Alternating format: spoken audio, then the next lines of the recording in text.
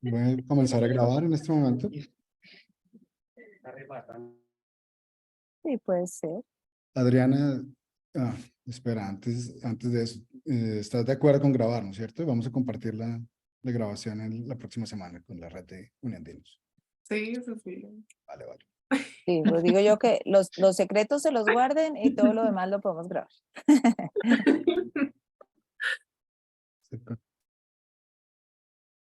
Bienvenida Silvia, bienvenida María, Ángela.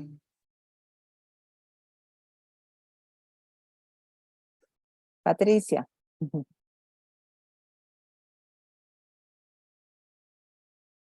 Tenemos intérprete también. Ajá, eso veo. Bienvenido Andrés.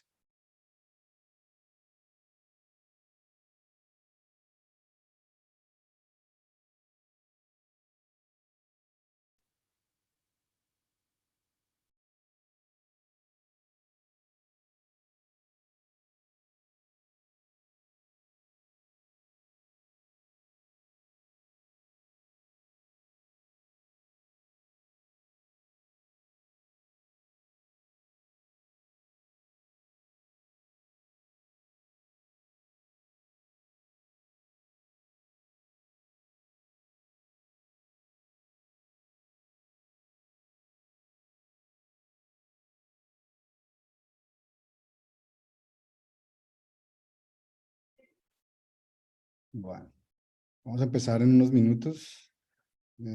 Son las 9, pero esperamos hasta 9:05 a ver si llegan más personas.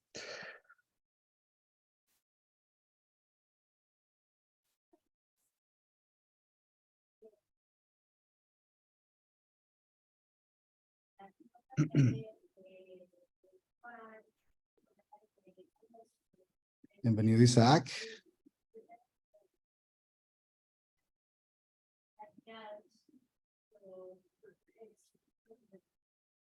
Santiago también llegó, listo, excelente.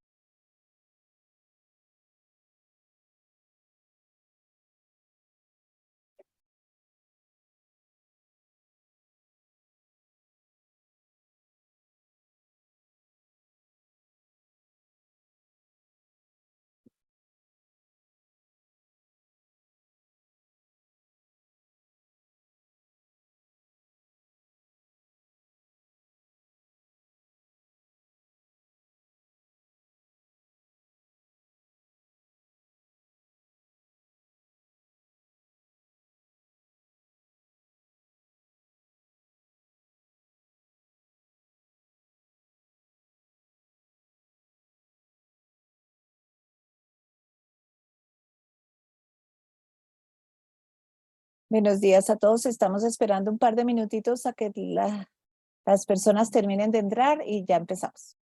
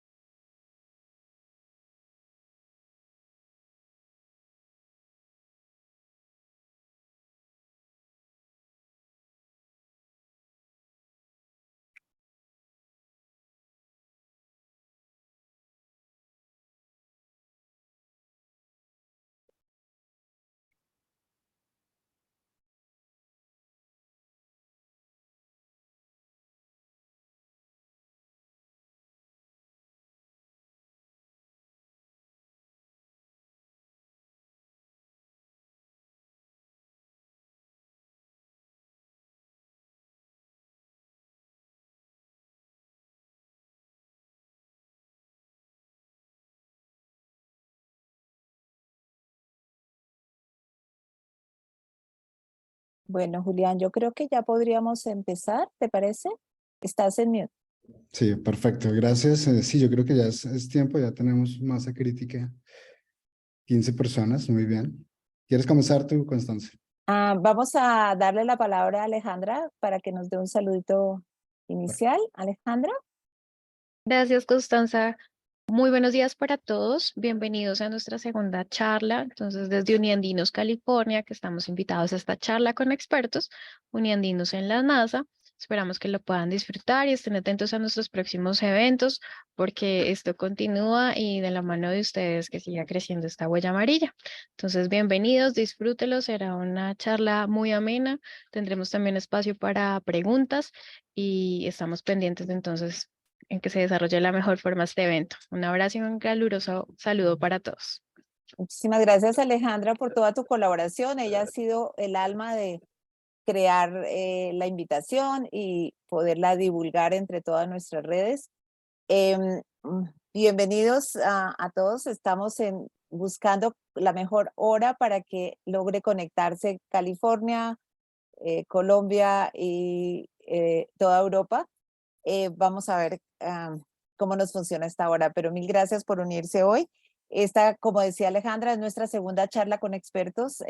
La idea de esta serie es identificar científicos y expertos en diferentes temas, así que sean uniandinos y que nos quieran compartir su experiencia y los temas en los cuales están trabajando para que ilustración no solo de la red global uniandina, que está en más de, no sé, 30, 40 países, Alejandra, y también para los ingenieros y profesionales, estudiantes de los Andes que también quieren ver un poco qué posibilidades de trabajo futuro pueden tener como las que ustedes están teniendo en este momento. Entonces, bienvenidos y muchas gracias.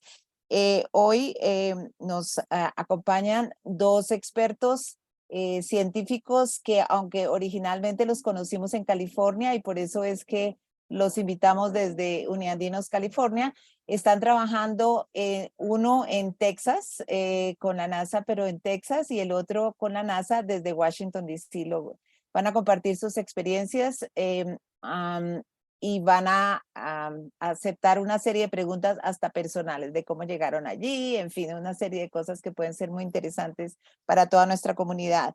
Queremos invitarlos entonces para que si ustedes conocen otros científicos o otros profesionales que están haciendo cosas interesantes, contáctenos por favor en Uniandinos o con cualquiera de la red global, cualquiera de los coordinadores de la red global, para que podamos seguir programando estas series.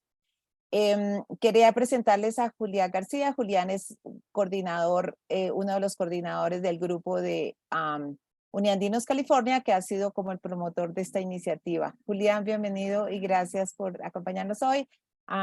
Te cedo la palabra para que nos presentes a los invitados de hoy. Gracias, Constanza. Efectivamente, gracias a los dos invitados, tenemos al doctor Andrés Baresh, de la Universidad de Maryland. Él está trabajando en conjunto con NASA Goddard Space Flight Center.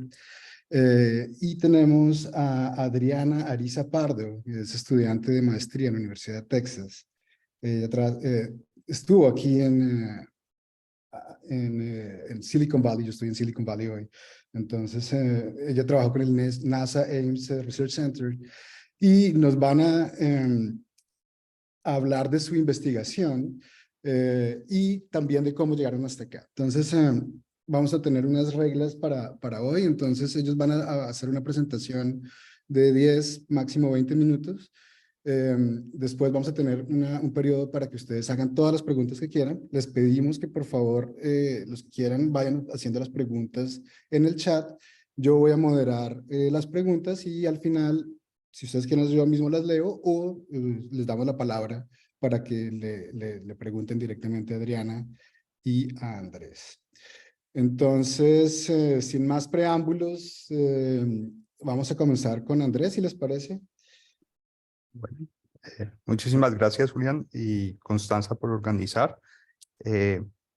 Bueno, entonces voy a estar hablando sobre un proyecto al que llegué el año pasado.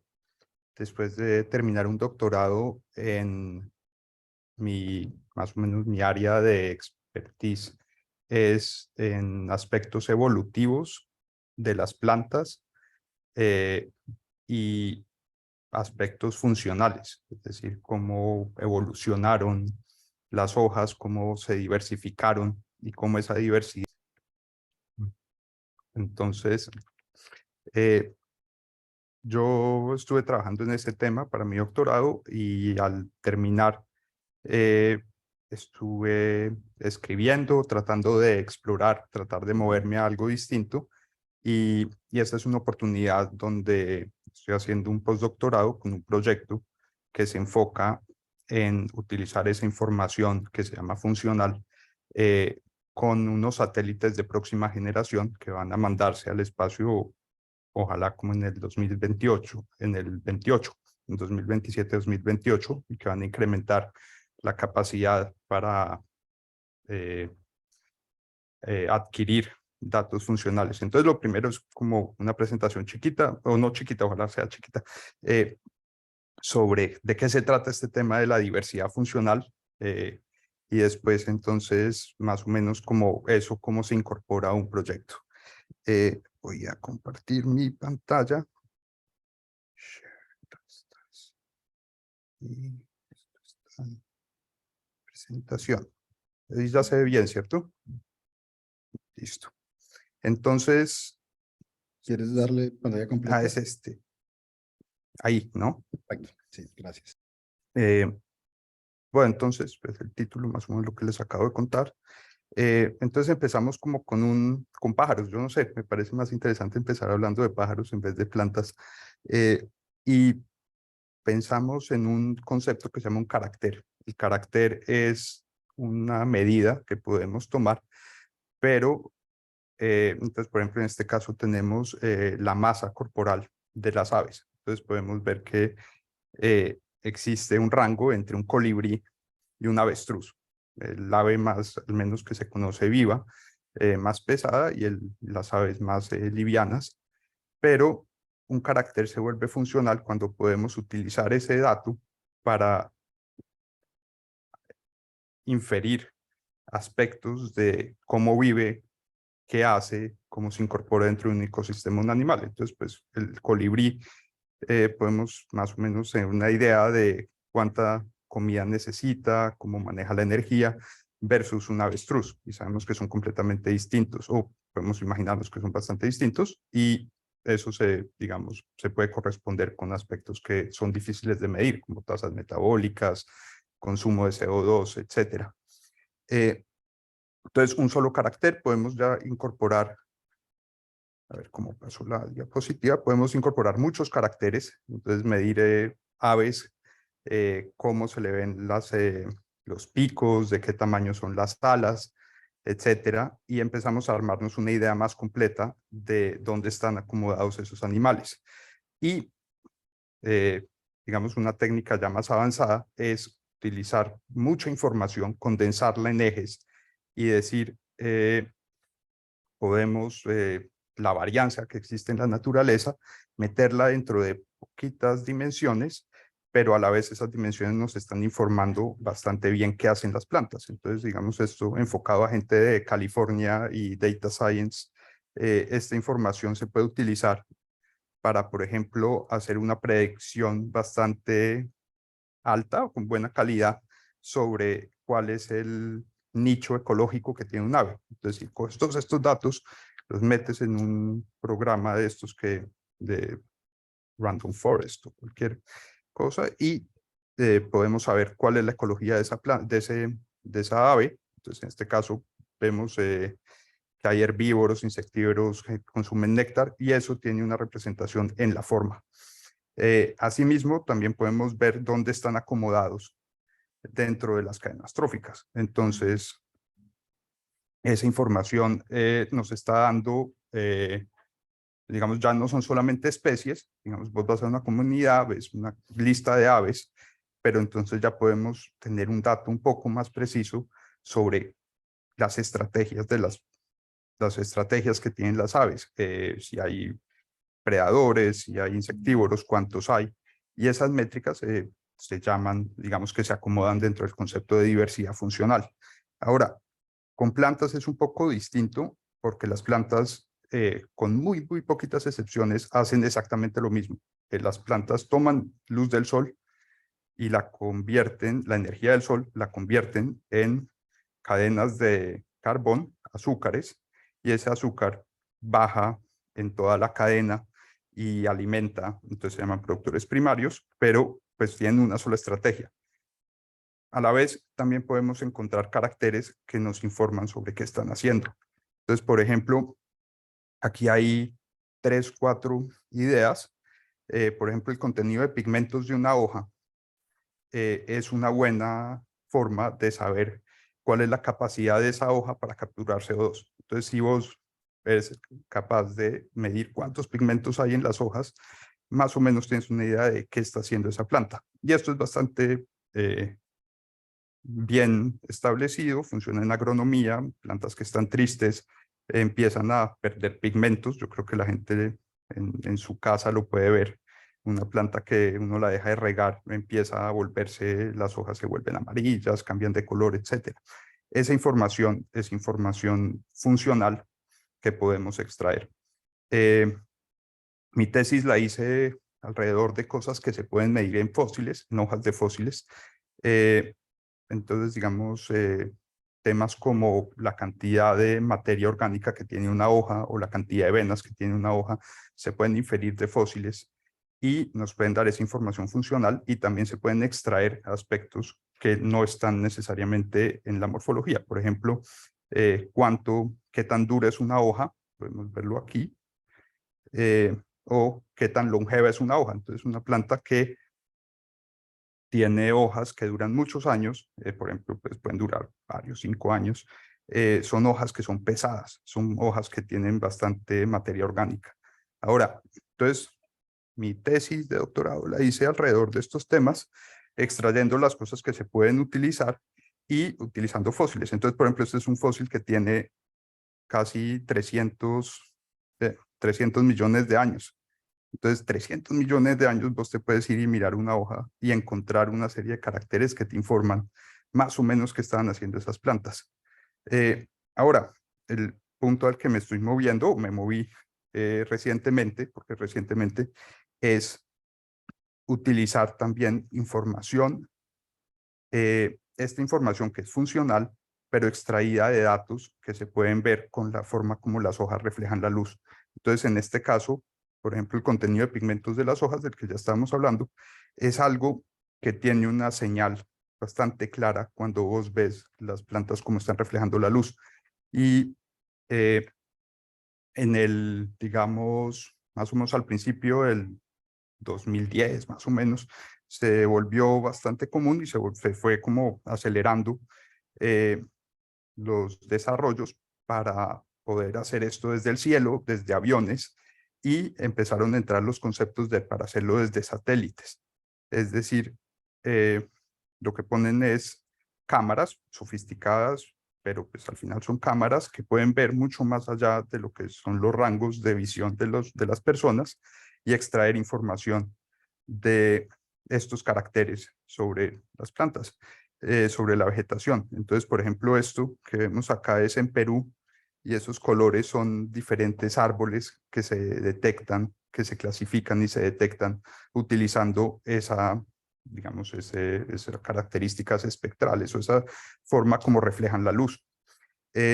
También pueden extraer temas sobre qué tanto carbón y qué tanta materia cargan las hojas. Entonces, partimos de esos datos y podemos extraer cosas como qué tanto dura una hoja, qué tan fuerte es la hoja, qué tanta capacidad tiene para fijar CO2. Pero entonces hay un hueco, y el hueco es esa información, cómo se incorpora dentro de modelos de cómo funciona el mundo. Digamos que modelos que pueden, digamos, absorber esa información. Entonces, hasta me la voy a pasar y voy a más a este. Entonces, por ejemplo, modelo de vegetación es, mal que bien, una fórmula para tomar inputs que le importan a las plantas temperatura, precipitación, CO2, humedad, el área disponible, se me olvidó poner ahí la luz, la cantidad de luz, y convertir eso, procesarlo, utilizar modelos, micromodelos dentro del modelo, día por día, y botar, pues generar información sobre, por ejemplo, cómo se captura el CO2, cómo se libera el CO2, asumir, digamos, la planta pierde hojas, pierde ramas, esas entran al ciclo de los elementos y transitan y generan más CO2, pero también generan biomasa. También pueden extrapolar, por ejemplo, qué tipo de planta va a crecer bajo ciertas circunstancias, ciertas condiciones.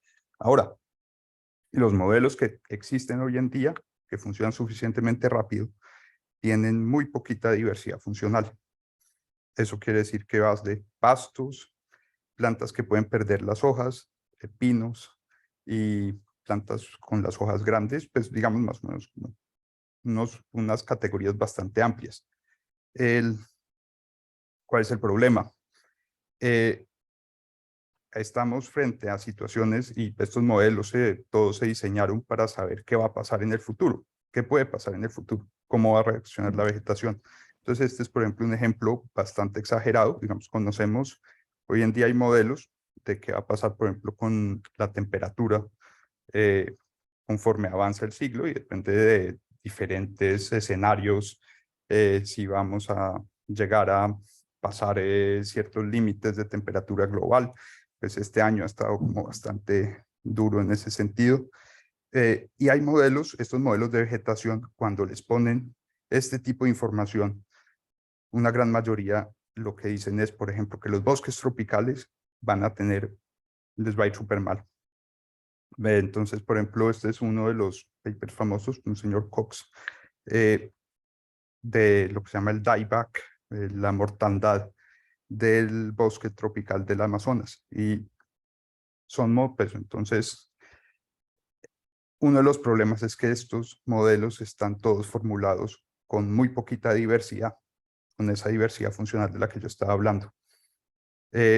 Entonces, si vamos a esto es más o menos un resumen grandote de objetivos de una misión que se llama SBG sobre percepción remota de satélites que van a poder integrar información mejor hacia como lo que se llama el Earth System Science, como la ciencia del sistema terrestre.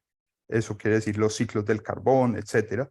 Y uno de los avances que tienen es este tema de cómo poder medir estructura funcional, esta diversidad funcional de las hojas, y a la vez se genera un problema, y es que vamos a tener muchísima información y tenemos que meterla dentro de esos modelos. Entonces, pues mi trabajo ahora, y está pues todo en proceso, es cómo se procesa esa información y qué tanta información necesitamos, cuáles son los límites, hasta dónde explota el modelo, porque le metimos demasiada información, porque son muchas especies que están tratando de manejarlas. Entonces, por ahí está el trabajo. Y bueno, recibo preguntas. O no sé si las preguntas después, no sé. No, y justamente tenemos unos minutos para hacerle preguntas, Andrés. Bueno, yo puedo comenzar con la primera pregunta. Vamos a comenzar con preguntas técnicas y luego pasamos con preguntas más de cómo llegaste allí. Pero la primera entonces es sobre qué tan públicos son los datos de los que con los que trabajas, cómo puedes acceder a ellos y qué pasa cuando termines tu modelo. En este momento estás haciendo un modelo, pero ¿qué va a pasar al final? ¿Va a ser público? ¿Lo vas a tener libre para otras personas? Sí, entonces el modelo hace parte de un proyecto que tiene unos objetivos bastante claros.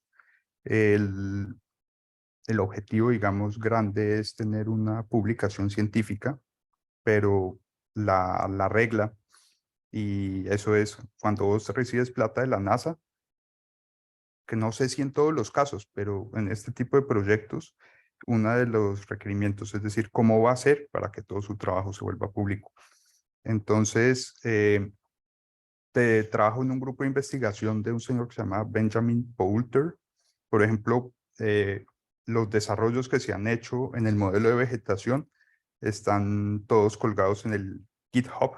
Pues GitHub es un repositorio bastante común entre la gente que maneja computadoras. Ese es un punto. Los datos de satélites son también públicos.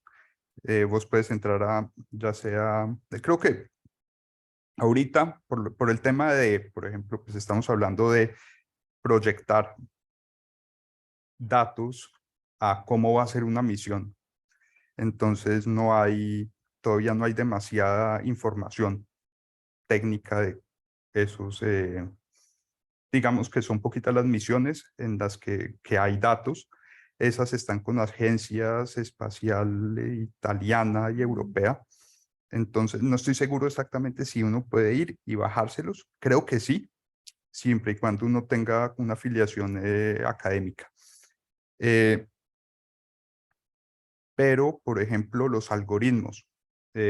¿Vos cómo conviertes esa reflectancia en esos datos funcionales que es, por ejemplo, clorofila o pues, pigmentos o esos aspectos? Todo eso está en GitHub. Entonces, sí, si alguien está interesado me puede preguntar y yo con mucho gusto puedo decirle, vea, pues ese es todos esos algoritmos que se utilizan para convertir esto en esto, este grupo lo cuelga ahí y por ley, pues por ley, básicamente, tienen que funcionar. Excelente. ¿Cómo te contactamos entonces, Andrés? A ver, yo creo que podemos poner en el chat mi correo personal, pues, con el que hemos estado comunicándonos. Perfecto. También por mi nombre aparezco en el LinkedIn, entonces pues por ahí también se puede aparecer. Excelente. Tenemos a Andrés Castillo. Andrés, ¿quieres hacerle una pregunta a Andrés Barash? ¿Directamente? ¿O quieres que la lea? No, ahí está. Hola Andrés, ¿cómo estás? ¿Qué Hola tal? compañeros ¿Cómo le va? argentinos, qué gusto verlos. Andrés, yo estoy muy interesado en el desarrollo de todas las nuevas plataformas de observación de la Tierra y pues NASA tiene un rol bien interesante acá. Quería saber si tú tienes información de las características técnicas de la constelación de nueva generación que mencionaste que se va a lanzar.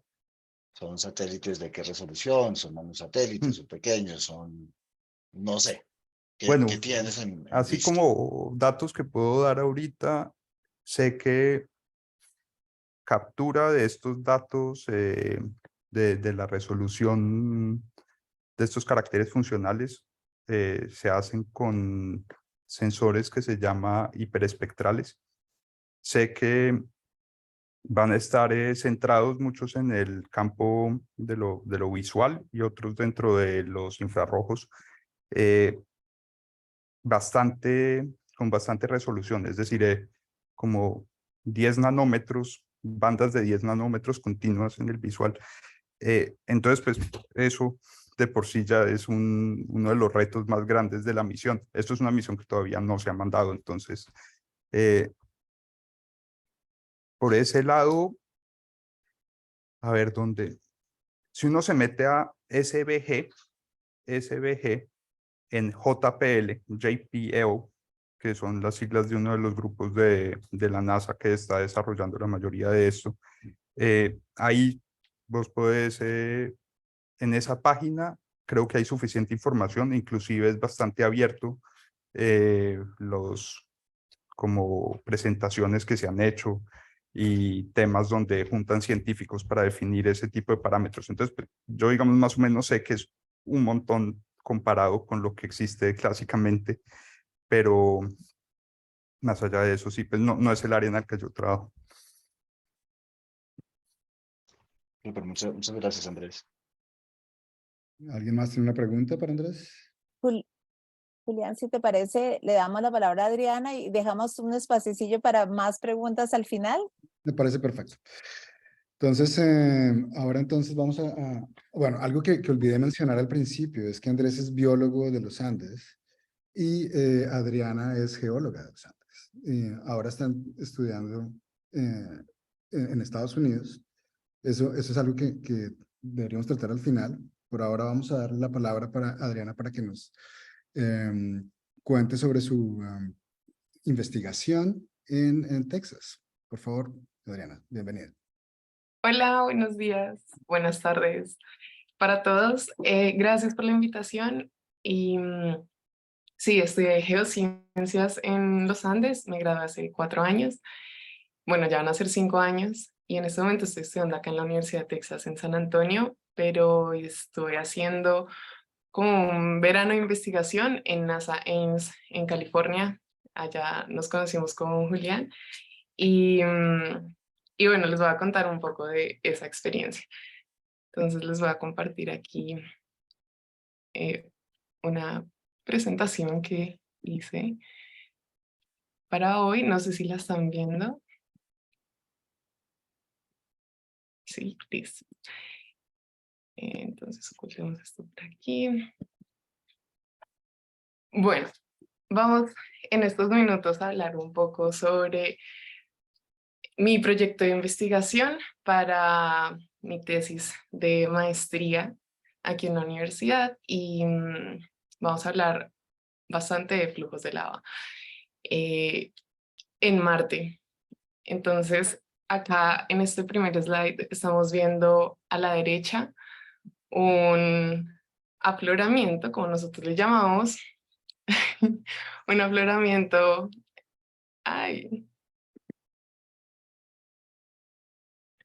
no sé cómo borrar las líneas, pero bueno. Un afloramiento en una isla volcánica en la Antártida. Y acá a la izquierda estamos viendo un afloramiento de rocas volcánicas en Marte. Es una foto tomada por el rover Curiosity. Voy a ver si puedo, no sé cómo borrar esas líneas, pero bueno. Voy a dejar de compartir y volver a compartir. Clic derecho, tal vez. Ya. Ya funciona. Entonces, para introducir al tema, vamos a salirnos un poco de la Tierra y estamos acá en una ilustración de nuestro sistema solar. Tenemos al Sol en la izquierda, luego Mercurio, Venus, la Tierra, Marte, que son los planetas rocosos de nuestro sistema solar. Luego el cinturón de asteroides que separa los rocosos de los gaseosos y luego siguen los otros 4 gaseosos, Júpiter, Saturno, Urano, Neptuno. Y más allá tenemos otro cinturón de asteroides que le llamamos el cinturón de Kuiper, que es donde están también varios planetas enanos, entre ellos Plutón. Y bueno, pues es un sitio muy pequeño donde estos planetas y asteroides están girando alrededor de un sol muy pequeño dentro de un universo gigante. Pero en estos minutos vamos a transportarnos un momentico a nuestro planeta vecino, que es Marte.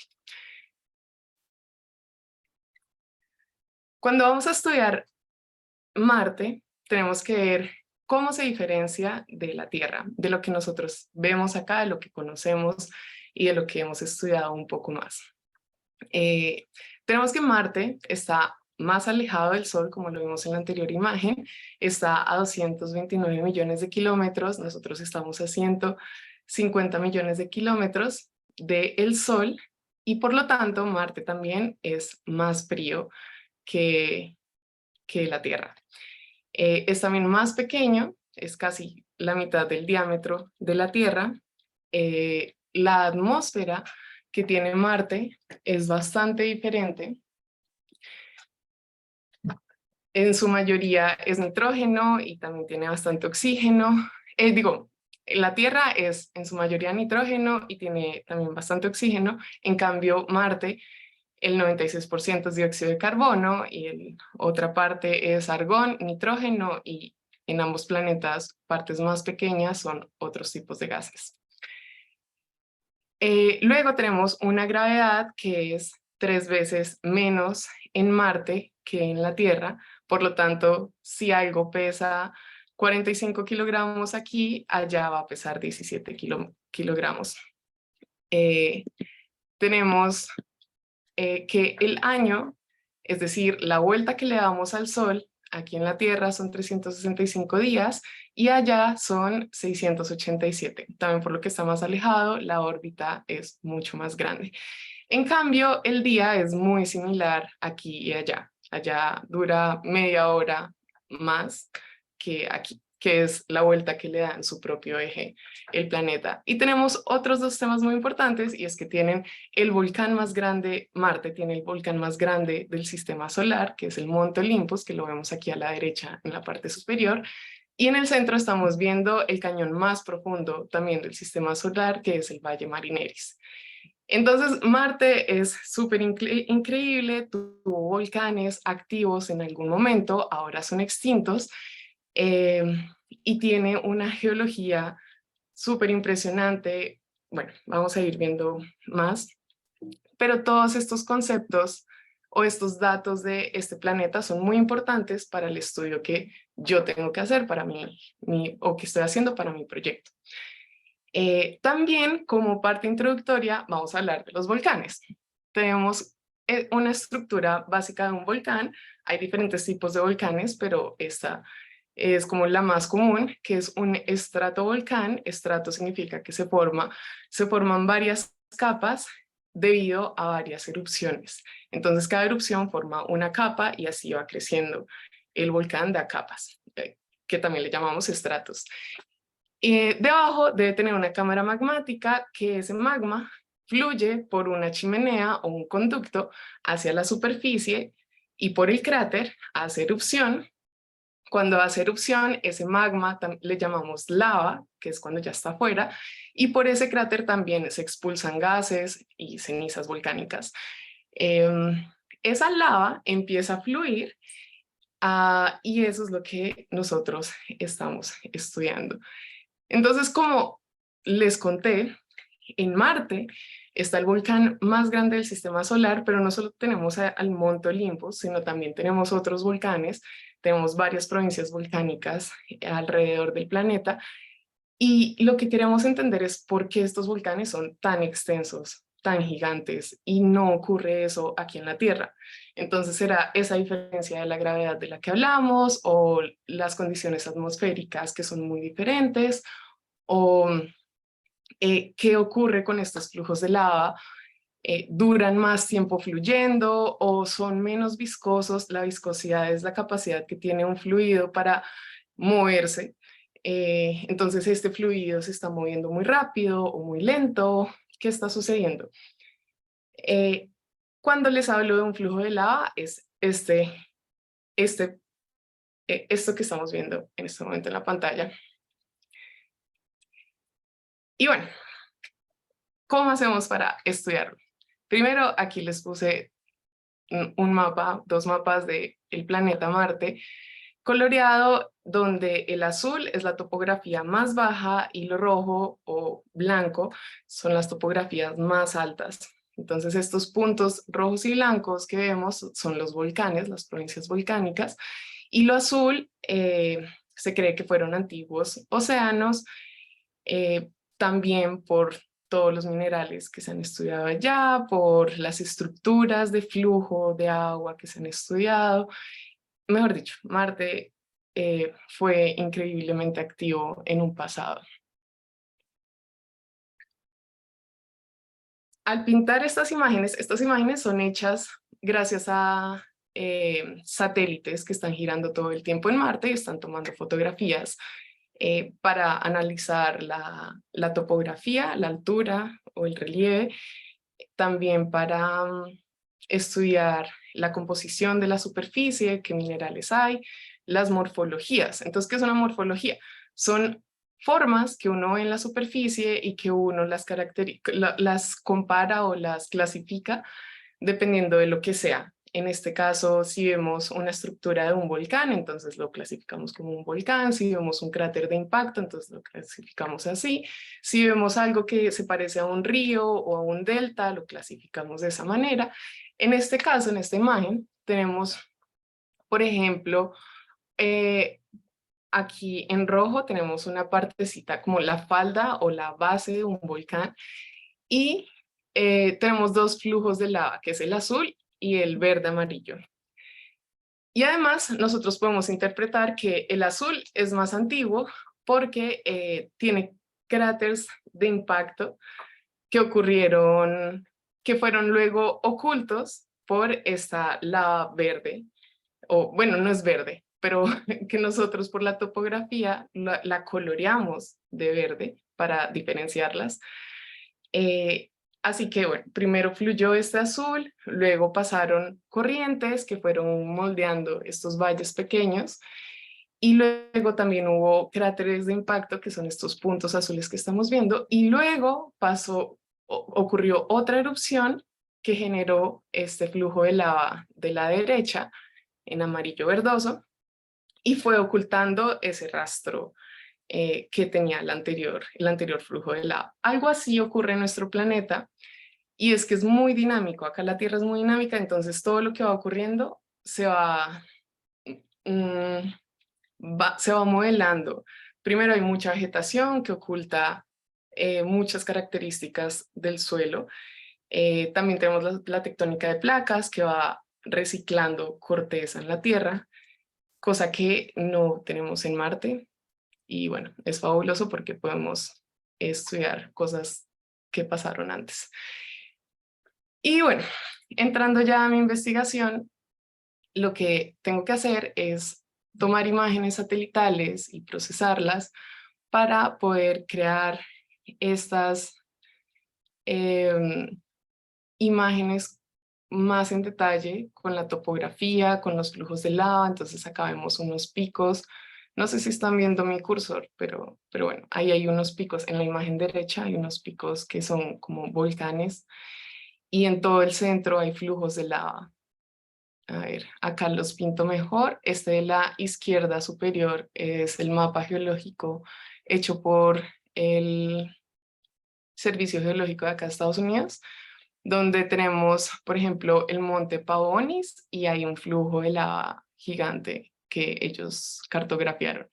Acá en el inferior izquierdo tenemos el mismo volcán, ya con imágenes satelitales, y acá tracé unas líneas para sacar unos perfiles y poder estudiar ese flujo volcánico, que al lado derecho le pongo zoom y bueno, de ahí salen los perfiles que uno saca y con esos perfiles uno puede sacar la dimensión de los flujos de lava.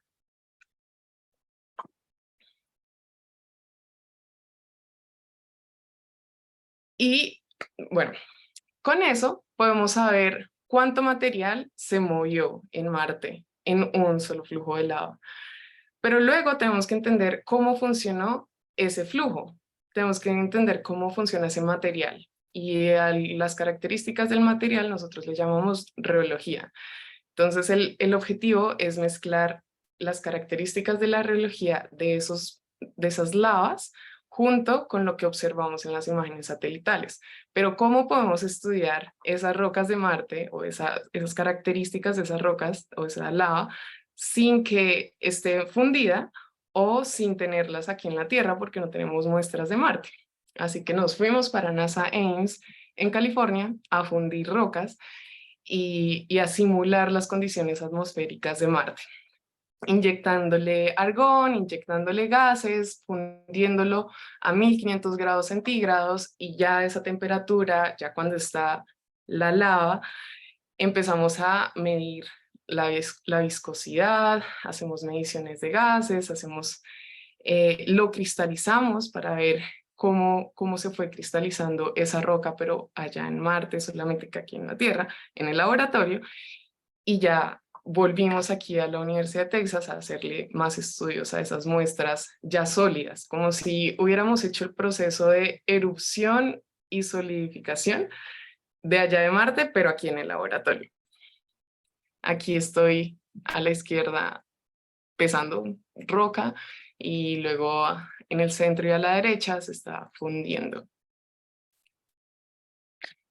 Y acá agregando un artículo científico, ese es el objetivo de la tesis, es coger esas imágenes, sacarle el volumen, como si tuviéramos este cubo y quisiéramos saber cuál es el volumen de de ese flujo de lava, pero pues además entendiendo cómo fue que funcionó cuando estaba fluyendo, para para ver cómo fue que pudo fluir tantas distancias y cómo pudieron ser tan grandes estos volcanes.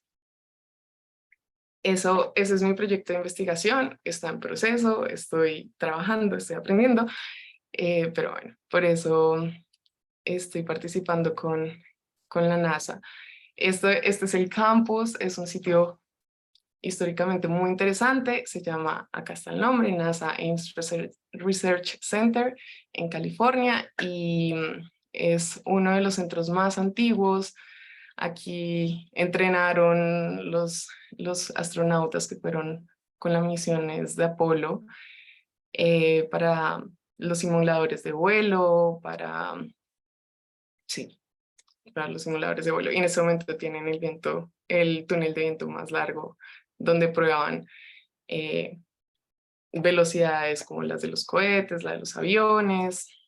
Bueno, es increíble, es increíble. Y ya, esta es una fotico de la entrada.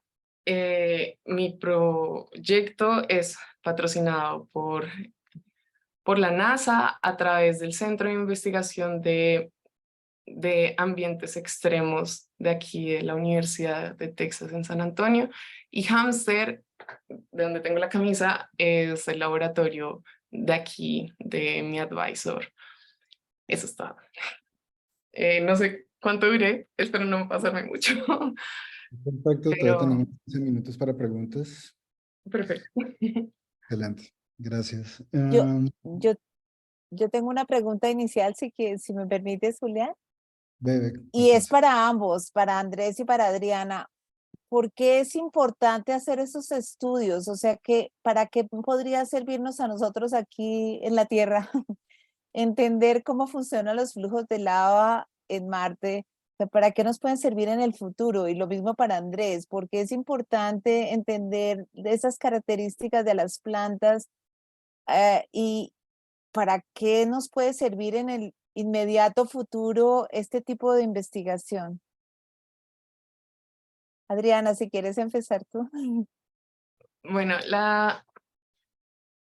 el estudio de la Tierra y del espacio siempre van muy ligados. Nosotros intentamos entender los procesos de aquí de la Tierra y con eso lo extrapolamos o intentamos comprender los procesos que ocurren en otros planetas y en otros sitios. Pero lo mismo ocurre en viceversa. Nosotros estudiamos los demás planetas rocosos porque estudiándolos a ellos entendemos cómo nuestro planeta se formó, porque todos venimos de lo mismo. Si, por ejemplo, Marte ya pasó por una historia muy activa y ahorita lo vemos tan quieto, ¿qué es lo que pasó con él? ¿Y qué es lo que va a pasar con la Tierra? ¿O qué fue lo que fue antes la Tierra? Gracias a lo que podemos ver en, no sé, en la Luna o en Marte. Entonces es muy interesante, y además a partir de esa exploración de otros planetas, se crean retos gigantes para crear nuevas tecnologías, para responder más preguntas, que al responder una pregunta se crean otras 20 preguntas, y así la ciencia va avanzando y el conocimiento de dónde venimos, para dónde vamos, o qué ha ocurrido con todo lo que nosotros tenemos alrededor, podemos irlo entendiendo poco a poco. Excelente. Andrés. Gracias. Estás en mute. Gracias. Pues sí, ese tipo de preguntas yo me las hacía bastante cuando estaba haciendo la tesis de doctorado, como bueno, ¿qué hago con esto? Porque se trataba de tratar de entender cómo funcionan plantas que se extinguieron o cuáles son los procesos de plantas que se extinguieron hace millones de años. Y creo que una de las cosas que yo le he encontrado más valor, porque digamos que el proyecto en el que estoy actualmente pues no toca hacer un esfuerzo muy grande para decir que esto es importante para, digamos, para temas de para dónde va la humanidad dentro de los próximos 100 años.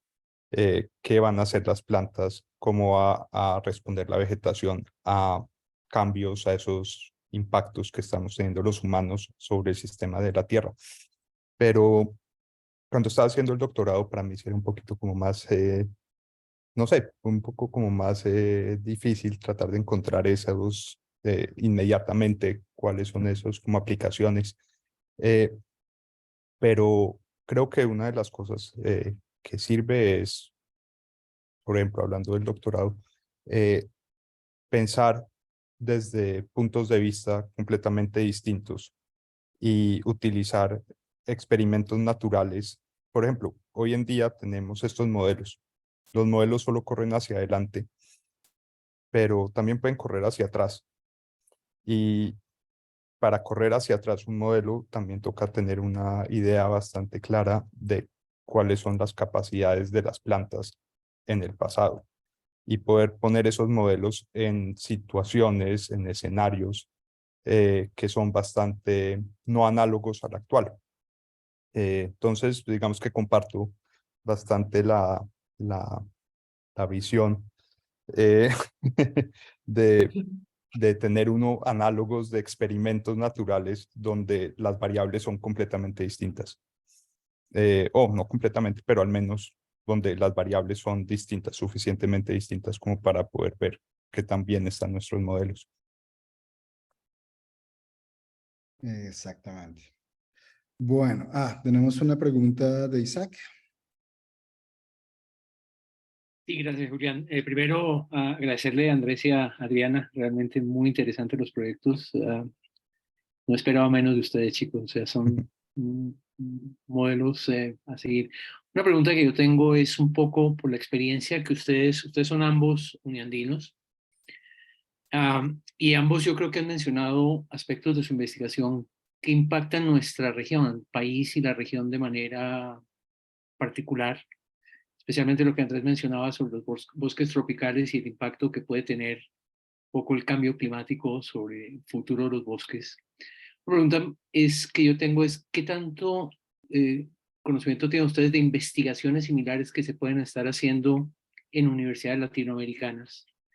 Y eventualmente, ¿qué tanta cooperación puede haber entre las instituciones con las que ustedes están ahora vinculados con esos proyectos en Latinoamérica, particularmente en Colombia, para incentivar que estas investigaciones también se hagan en nuestras universidades? Y particularmente, por supuesto, el interés nuestro es que en la Universidad de los Andes salgan cosas como esta. Entonces, no sé ustedes qué experiencia tienen propia, si vieron algún tipo, o por lo menos inicios de investigación similar a la que ustedes están haciendo en los Andes y en otras universidades de la región, y qué tanta eventual colaboración puede haber entre investigadores de la Universidad de Maryland, de la Universidad de Texas en San Antonio, con universidades como los Andes.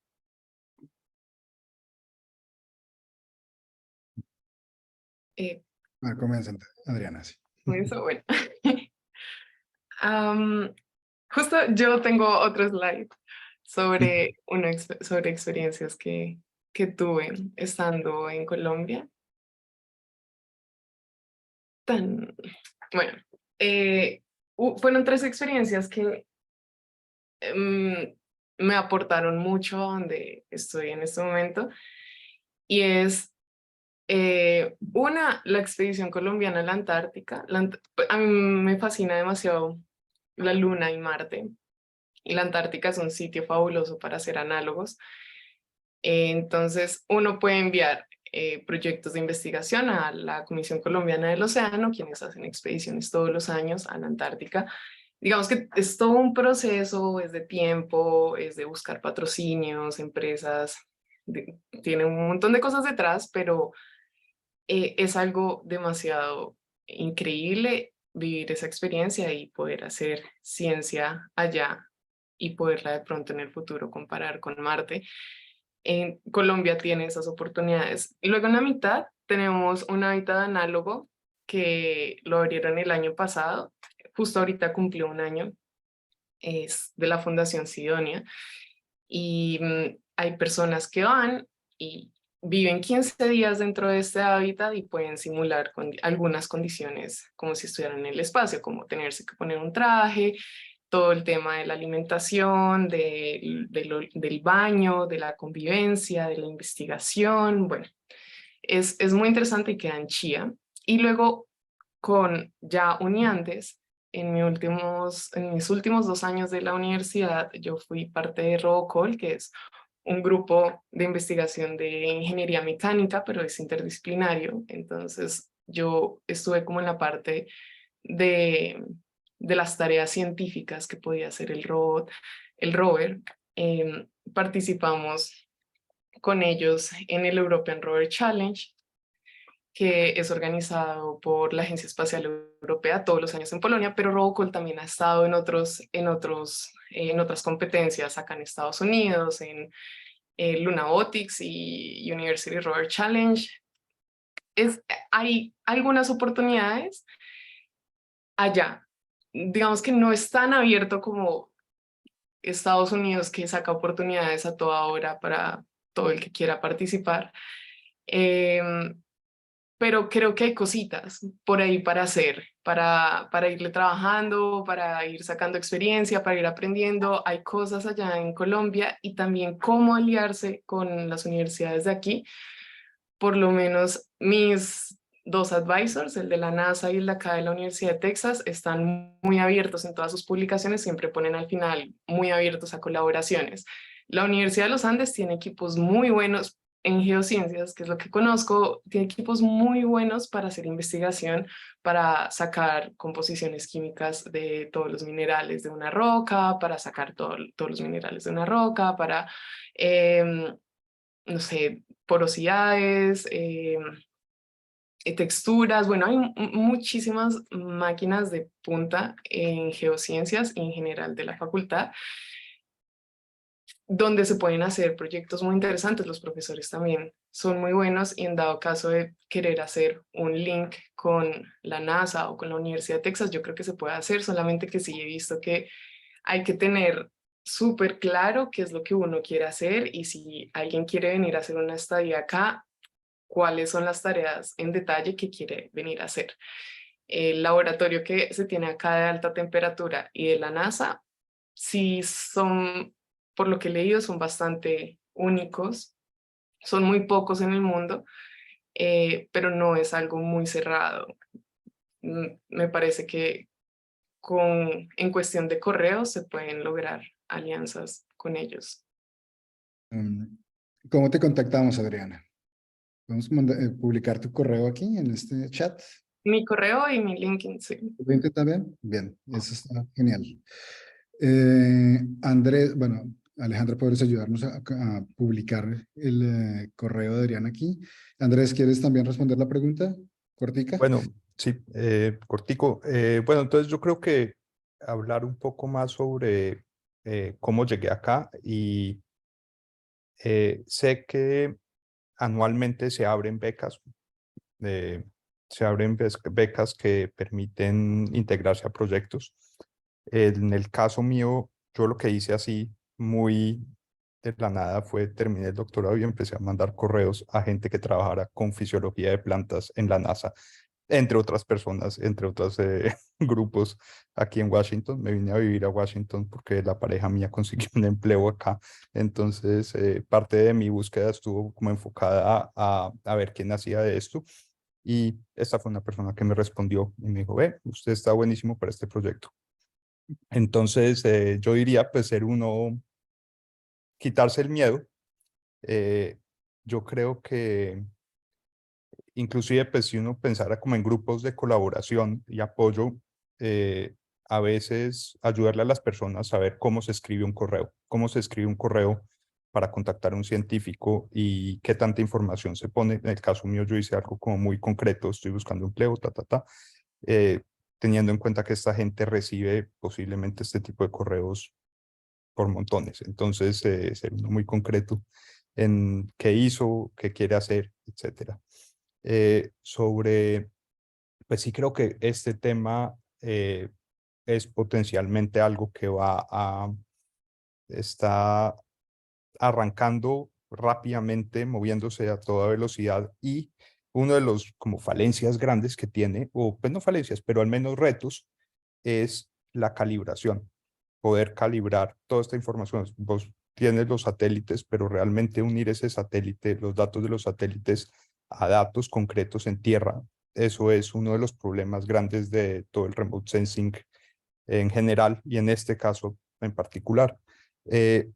Muchos de los caracteres de los que estuve hablando son cosas que se miden sin tanto presupuesto, y sé que las universidades en Colombia que tienen grupos en botánica, grupos en ecología, en, ¿cómo se llaman? Ingeniería forestal, se han dedicado a colectar estos datos. Hay bases de datos internacionales que compilan todo. Entonces, pues sé que se mueven en esa dirección. La verdad, para ser completamente honesto, no sé temas de remote sensing en sí, hiperespectral, que es lo que se necesita, si hay algo en Colombia actualmente. Y pues prefiero ser honesto y decir, no tengo ni idea si la gente está trabajando en eso ahorita. Dos preguntas de seguimiento, Andrés. ¿Tú hiciste tu doctorado en Estados Unidos? Sí, Bueno, sí, ok, entonces era como de pronto más fácil llegar a los investigadores de la NASA por ahí. sí lo es. Julián, Andrés es de Stanford, es PhD de Stanford. Correcto. Pero, por ejemplo, para muchos proyectos, yo no, por haber hecho el doctorado en los Andes, en Stanford, pues en Estados Unidos, no soy capaz de poder aplicar con mi proyecto a los proyectos que se ofrecen. Y hay, por ejemplo, para gente de por fuera, hay una serie de visas, la J, que es invitado, investigador invitado, que le da esa posibilidad a las personas. Entonces, yo no descartaría que inclusive, por ejemplo, yo me integré a un proyecto que ya existía.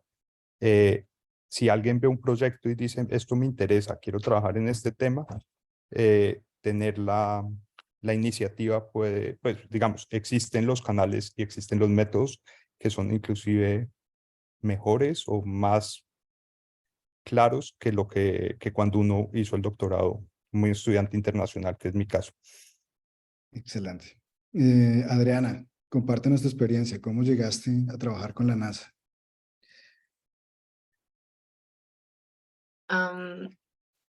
Yo duré 4 años enviando correos, más o menos. Mientras me preparaba, estuve preguntando a varios profesores de varias universidades, aplicando, y la verdad, en mi caso, fue mucha persistencia. Hay gente que sale del pregrado y consigue su maestría o doctorado, pero en mi caso fue mucha persistencia.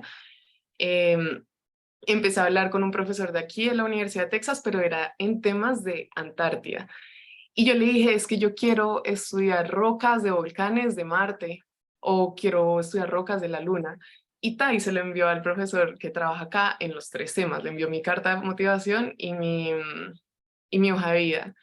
Entonces él me escribió a mí, nos conocimos, y él justo tenía este proyecto andando, y bueno, y pude comenzar con esta investigación, que además estaba en alianza con la NASA. Así que sí, muy afortunada, pero pues fue como todo un proceso de tiempo y de persistencia, buscando por varios sitios.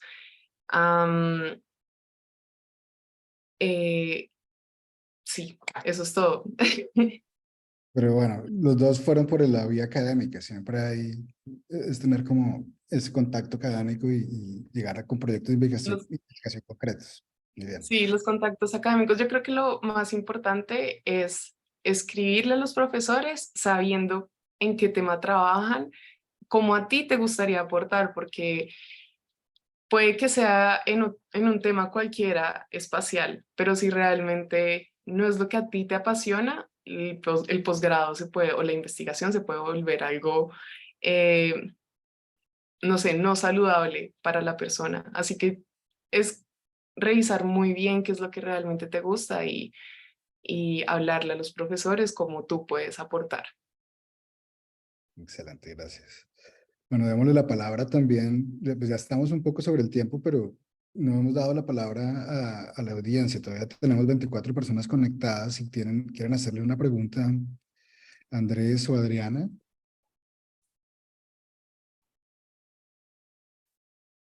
Bueno, veo que no hay otra.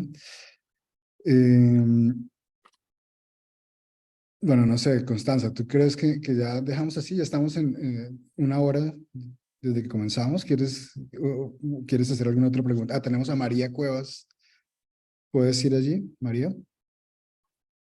Muchas gracias. Todo muy interesante. No, quería preguntar también dentro de los profesores de la universidad y dentro de la red de uniandinos, también ese es un buen camino para llegar, digamos, a los campos o a las instancias donde ustedes hoy están, o fue solo a punta, digamos, de lo que nos contaron simplemente. Ah, Pues, Adriana. em, yo creo que para todo mi proceso siempre tuve necesidad de preguntarle a mis mentores, tanto de de la universidad, a los profesores especialistas en los temas. Para mi investigación en la Antártida, hablé con mi profesora de vulcanología de allá de los Andes, un profesor que siempre me daba las cartas de recomendación, yo fui monitora de él en los Andes. Entonces, siento que siempre he necesitado de los mentores y ellos siempre me han ayudado y me han apoyado, y que sin ellos, pues no hubiera logrado todo lo que he logrado hasta ahorita. Entonces sí, en mi caso sí, ha sido importante. sí, para mí también bastante. Yo llegué a, pues eso fue recién graduado, hice mi tesis de pregrado con un investigador del Smithsonian, junto con un investigador de los Andes en botánica, Santiago Madriñán, y el señor del Smithsonian se llama Carlos Jaramillo. Y era un proyecto de medir la elevación de las montañas utilizando hojas, morfología de hojas, tratando de aplicar eso al registro fósil. Pero llegué a eso a través de básicamente tener una relación estrecha con el laboratorio de botánica de los Andes. Y entonces sí, fue más o menos, hay un contacto, y ese contacto con la persona del Smithsonian después se tradujo en contactar personas en la Universidad de Chicago, después en Stanford, etc. Entonces sí, sí, básicamente es ese, como esos pasos, esos vínculos son fundamentales. María, yo quería complementar lo que acaban de decir Andrés y Adriana con precisamente cuál es el objetivo de la creación de esta red global. Tenemos profesionales, científicos, expertos en todo el mundo, uniandinos, y realmente hemos formado esta red global.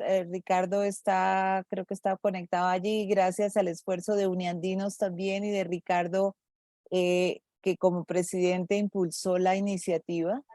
Esta red busca precisamente también apoyar la conexión, digamos, de alguna manera de los profesionales uniandinos en Colombia con las organizaciones o empresas que nosotros podamos, no sé, conectar en nuestros diferentes países. Entonces, ese es un objetivo. Lo que pasa es que nos acabamos de crear, esta red global tiene un año más o menos. Tenemos como 3.500 personas conectadas, y si ustedes conocen más uniandinos que no estén conectados, por favor díganles que se conecten a la red de cada uno de los grupos de LinkedIn que tenemos en los diferentes países. Hay un montón de redes, una por país, y en el caso de Estados Unidos hay una por estado. Hay inclusive algunas por ciudad porque tienen tanto volumen de uniandinos, y entonces eso es parte de los objetivos que queremos lograr, es conectar a toda esta red de científicos y profesionales y expertos con a las necesidades que puedan tener los estudiantes, profesores y profesionales uniandinos en Colombia, y apoyar que pasen este tipo de cosas que le tomó a Adriana 4 años lograr. Esperamos que con la ayuda de nosotros algún día y de los contactos que nosotros tenemos en el exterior podamos hacerlo un poco más rápido y más fácil para estos profesionales científicos que después nos van a hacer muy orgullosos, como el caso de Andrés y Adriana. Muchísimas gracias a ellos por acompañarnos y un aplauso aquí por todo lo que han hecho y por lo bien que nos han representado. Julián, si quieres ya cerrar, a menos que haya alguna otra, esta grabación esta sesión la hemos grabado con el objeto de poderlos compartir también con otras personas que querían asistir y no nos pudieron acompañar hoy, y eventualmente con los estudiantes y profesionales uniandinos que quieran entender más cómo funcionan estas áreas del conocimiento tan interesantes que hoy apenas iniciamos la conversación. De pronto podemos hacer una NASA 2.0 con otros invitados adicionales que también trabajan en temas similares o muy interesantes. Constanza, y Julián. decirles a todos también que esta iniciativa se creó más al principio como era de networking aquí en California. Vamos a hacer actividades sociales, salgamos a jugar, no sé, minigolf, o salgamos a hacer hiking. Así fue como conocimos a Adriana, de hecho. Y el networking no solamente sirve para temas profesionales, sino también para temas personales. ¿Cómo llego yo a instalarme a un nuevo estado? Saber que hay gente que está allí, que ya llegó, que habla mi idioma, que ha vivido lo mismo, que tiene mis mismos valores, mi misma cultura, que me puede guiar. Eso también es importante. Lo hemos vivenciado aquí y estamos organizando un nuevo grupo de charlas sobre cómo ayudarnos mutuamente, no solamente profesionalmente, sino también en temas más personales. Entonces, eso lo tenemos para una próxima, ¿cómo decimos? Capítulo de charlas interesantes. Sí. Ahí tengo unas preguntas. Ángela Castañeda dice, ¿cuál es el nombre de la red y del link? Entonces, ahí, Alejandra, ¿nos puedes ayudar? Hay redes en todo el mundo. Sí, acabo de compartirles el micrositio, el cual están todos invitados para que hagan clic, lo revisen, ahí van a tener acceso a los últimos eventos que hemos tenido en la red global. Yo quería de pronto añadir un poquito a la información que ha dicho Constanza, que te agradezco en estos momentos. Tenemos más de 4.500 egresados conectados y 55 países hacen parte de nuestra red global. Hemos tenido un crecimiento importante en este último año, sí, y en estos meses se ha reactivado mucho el tema. Tenemos más eventos, espacios para ustedes, desde ir a un pub a tomar una cerveza hasta un picnic para compartir con sus familias y mascotas también, un barbecue. Y estamos organizando eventos profesionales de este tipo para que tengan acceso todos ustedes sin importar que estén acá en Colombia, que estén afuera, que se puedan conectar, que puedan tener esa conexión con más colegas, que puedan hacer parte de esta red de apoyo y relacionamiento. Entonces les compartí ahí en el chat nuestro micrositio de la red global y en este caso los grupos de LinkedIn tanto de California como de Washington para que hagan parte las personas que todavía nos falten, porque puede que se hayan enterado por nuestros grupos de WhatsApp o recomendados, pero tenemos estos dos canales tanto en WhatsApp como en LinkedIn y pues estamos atentos a lo que ustedes necesiten, con mucho gusto nos escriben y de nuevo muchas gracias por ser parte de este evento, de darnos su tiempo a Andrés, a Adriana, que magnífica gestión y tema profesional que uno dice, verdad, wow, qué referentes en el mundo y cómo llevan también el nombre de Colombia tan alto. Entonces, muchas gracias a Constanza, a ti, Julián, también por ser parte de esta organización del evento. De verdad que sin ustedes no podemos hacer esto y esperamos que puedan ser parte de los próximos eventos. Así que estén muy pendientes de nuestras redes para que sigan conectando y sigamos creciendo. Gracias a todos. Gracias. Muchísimas gracias. Muchísimas Gracias. gracias. Chicos, Saludos a gracias. mí. Chao. Hasta luego. Un gusto, feliz.